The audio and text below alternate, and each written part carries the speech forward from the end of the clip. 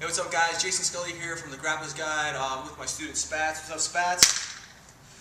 In this video I'm going to go over just a couple half guard passes and what I call the foot wedge pass. Now some of you may have seen this before and some of you may have not, especially those who are beginners, but if you've seen it before, maybe I can help you with some extra details that you may not have known about. So I'm going to be in Mike's half guard here.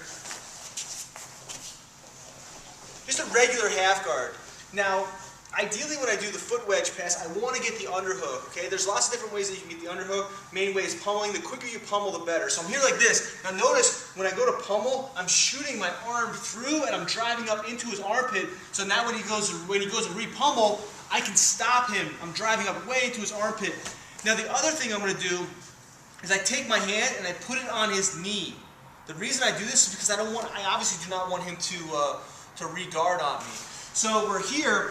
I put my hand on his knee so I can just stop him for a second. Now a lot of people, when they do the foot wedge or they go to do the knee cutter, they put their head on the same side of their hand. I do not do this, okay? And I don't recommend other people do this because when you go to do it and you're here like this, it actually makes your weight a little lighter, and if he drops his elbow tight to his body, he can possibly start working to turn me this direction, and I don't want that to happen. So, whenever I do this and I get the underhook, whether I'm doing a knee cutter, I'm doing the foot wedge, knee cutter, or anything else, I put my head on this side, and then from there I push my head directly into the side of his face here, and the side of his head. So now when he goes to move around, it's going to be a lot harder. Now, we're going to go over the foot wedge. So what this means is he's holding my leg here and he has his knees up or whatever, and I can't get my leg out. So what I'm going to do is I'm going to put my foot on top, but notice how his knees are up. And this is extremely common. So I have my head into his head, his knees are up, which is very common. I'm going to take my toes, I'm going to walk them to my left, which is going to drop his knee down. Then from there, I wedge my foot inside, and then my right toes, I put them on the mat, and then I start walking up here. Now once I'm here, I can drive my right knee down and cut my hip down, pull up in his arm. He's going to keep my foot here like this, which is very common. I use my other foot so I can finish the pass from there. Now another common situation that happens, I'm going to show you from the other way, is if you can't get the knee cutter, you can actually drop your knee down to the other side. So I'm inside here, he has regular half guard. I get the underhook here. Make sure your head is not on the same side of your arm. Put your head on the opposite side of the arm here. And then from here, I use my hand, put it on his knee, and then I walk. I use my foot, put it here, and then I walk with my toes. And then I'm going for the knee cutter, but let's say I can't get it for some reason, which sometimes he's pushing on my knee, and I'll show you the other angle. So if he puts his hand on my knee and I can't get it, then I'm going to drop my knee down this way, here. And then I can drop my hand. And notice what I do with my fingers too, is I like to walk my fingers up. You know, I call it like spider hands. Walking your fingers up like a spider.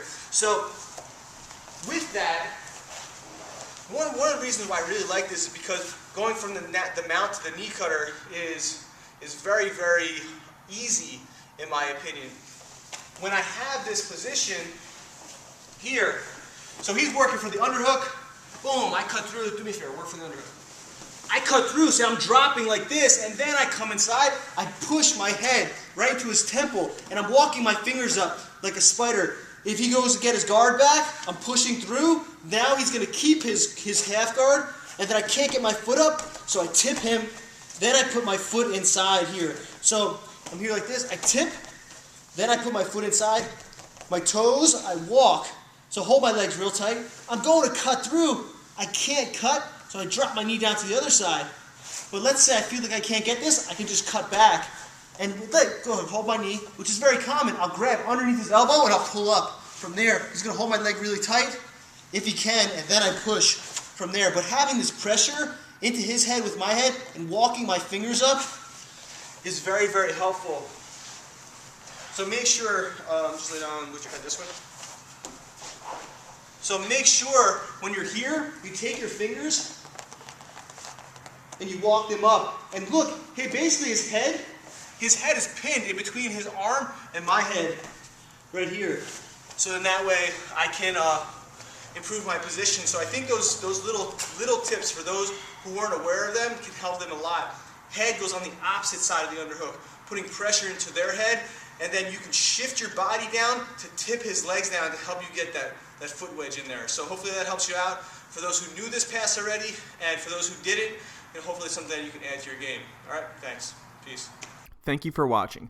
Please visit the Grappler's Guide. For every one video that's put on YouTube, there's an extra 3 to 4 more put on grapplersguide.com.